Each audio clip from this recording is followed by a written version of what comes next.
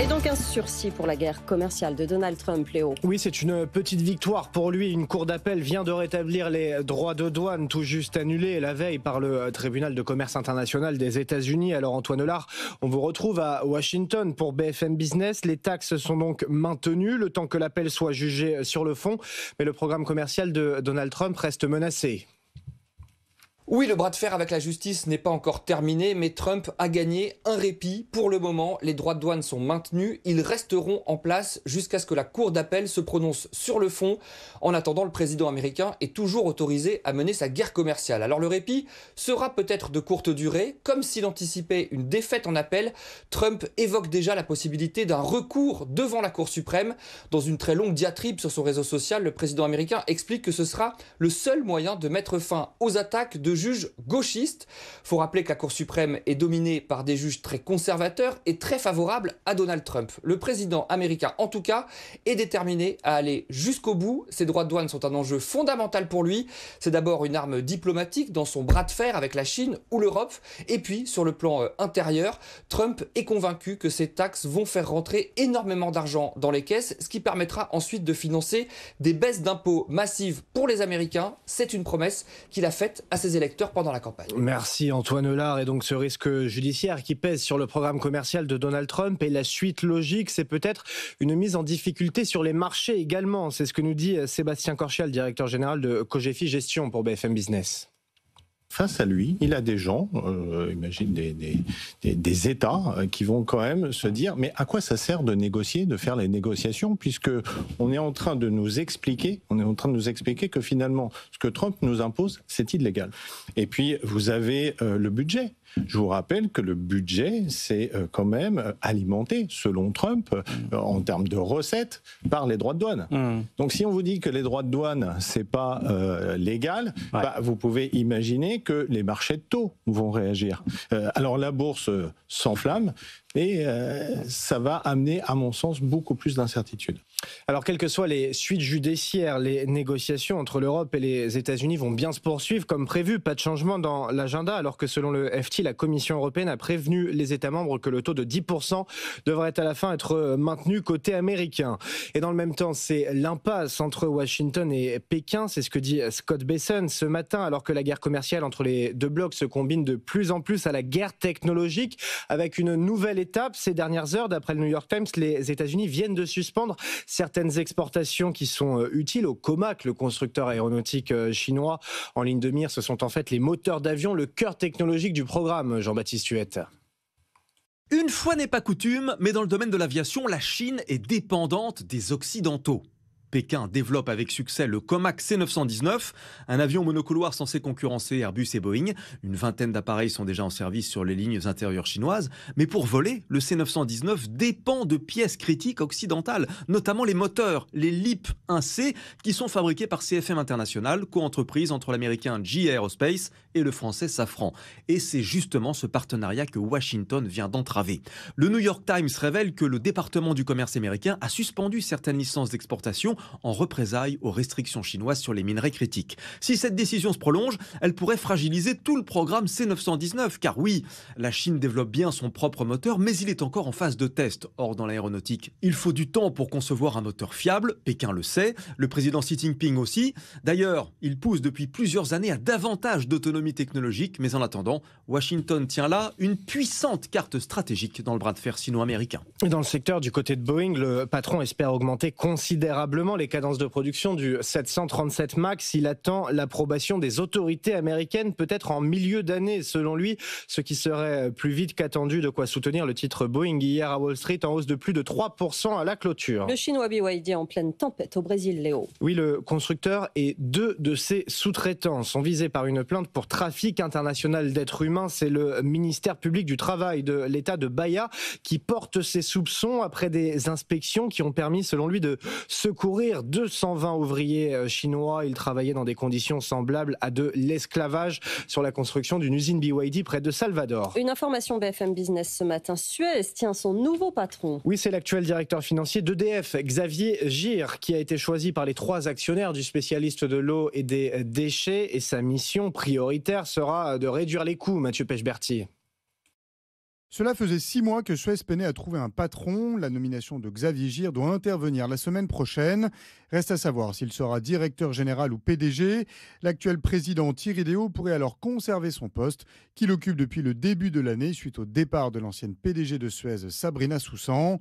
Les actionnaires, les fonds Meridiam et l'américain GIP ainsi que la Caisse des dépôts ne parvenaient pas à s'entendre sur un candidat alors que le patron de Getlink, Yann Leriche, était encore en lice et que l'ancien PDG d'Orange, Stéphane Richard, a été donné favori il y a quelques mois. Xavier Gir devra réduire les coûts de Suez dont les activités eau et déchets souffrent en France.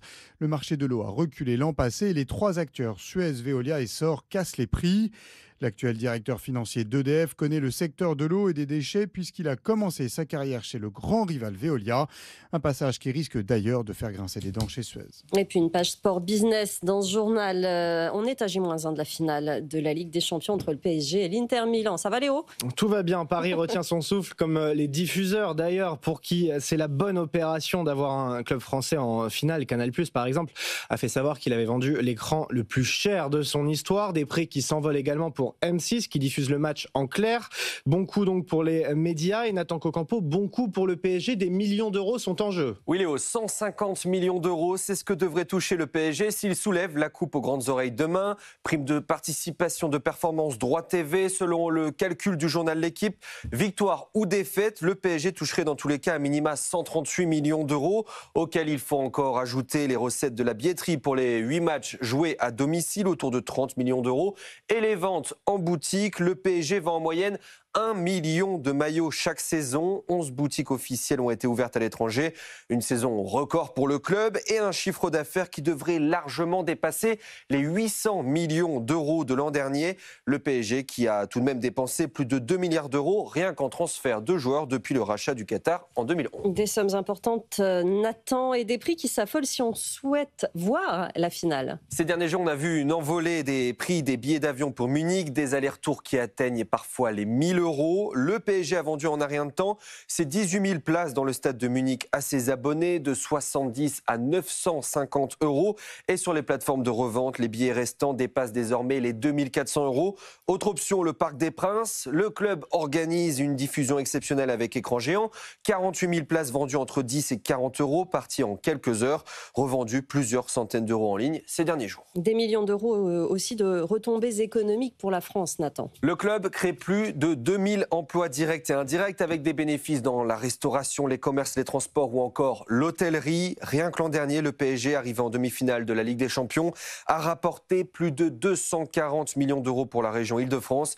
Alors avec un tel parcours sportif cette année, on peut s'attendre à bien plus. Merci beaucoup Nathan Cocampo. Et en attendant, la Ligue des Champions va filer à Roland-Garros. Alors c'est pas la finale ce week-end, mais c'est le rendez-vous sport business par excellence. Bonjour Éric Chauvet, vous êtes directeur commercial et marketing de Sodexo Live. Vous vous occupez des hospitalités, la commercialisation des packs hospitalité pour Roland-Garros. Ça regroupe quoi ? Bonjour. Peut-être un petit mot sur Sodexo Live pour commencer. Sodexo Live est la marque mondiale du groupe Sodexo qui assure des prestations de restauration, d'hospitalité dans les univers du sport, de la culture, des loisirs et de l'événementiel. Alors pour le tournoi de Roland-Garros, nous sommes très fiers et heureux d'être le partenaire de la Fédération française de tennis en tant qu'agence officielle pour la commercialisation des hospitalités à hauteur de 20% des offres disponibles. Ça veut dire que concrètement, à Roland-Garros, les hospitalités, c'est quoi ? Et ça s'adresse à qui ? Alors, vivre une expérience d'hospitalité dans le plus grand tournoi au monde de terre battue, c'est pouvoir le vivre en tant que VIP.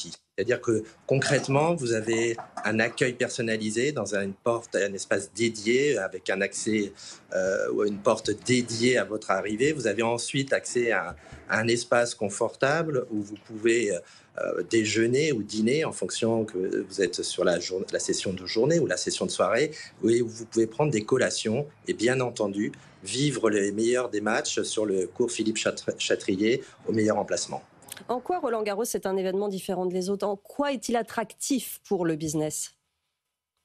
Alors, Roland-Garros, c'est déjà un des plus grands événements au monde, mais c'est aussi un rendez-vous incontournable dans les agendas des entreprises, mais aussi des personnes, et je pense qu'on en parlera dans les tendances après. C'est un endroit à particulier dans le sens où vous pouvez à la fois prendre le temps de créer des relations, de remercier vos clients, vos équipes, de signer certainement des contrats, mais aussi de vivre un moment fort autour du sport, de ses valeurs et de la performance qui est celle d'un tournoi plus important au monde, mais aussi proche des valeurs des entreprises. Vous en parliez tout à l'heure. Est-ce qu'il y a des tendances justement dans ce marché des hospitalités ? Oui, on voit plusieurs choses émerger. On passe de plus en plus du corporate vers l'individuel. Nous avons effectivement une évolution en termes d'attente des clients.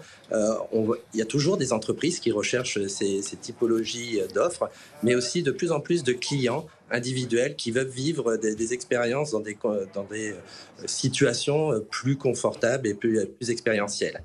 On a aussi une internationalisation.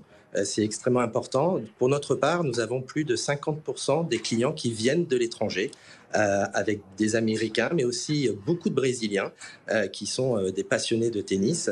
Et on a aussi, sur cette population étrangère, une volonté de vivre une expérience globale, c'est-à-dire pouvoir profiter de son séjour à Paris pour être au tournoi de Roland-Garros, pour vivre les matchs, mais aussi profiter d'autres choses. Et c'est ce qu'on arrive à proposer dans le cadre de nos activités, que ça soit faire une journée à Roland-Garros et finir par un dîner à la Tour Eiffel chez Madame Brasserie ou au bateau parisien sur la Seine. C'est tentant en effet. Merci beaucoup Éric Chauvet, directeur commercial et marketing de Sodexo Live, d'avoir été en direct ce matin dans ce 3 minutes pour comprendre les marchés tout de suite.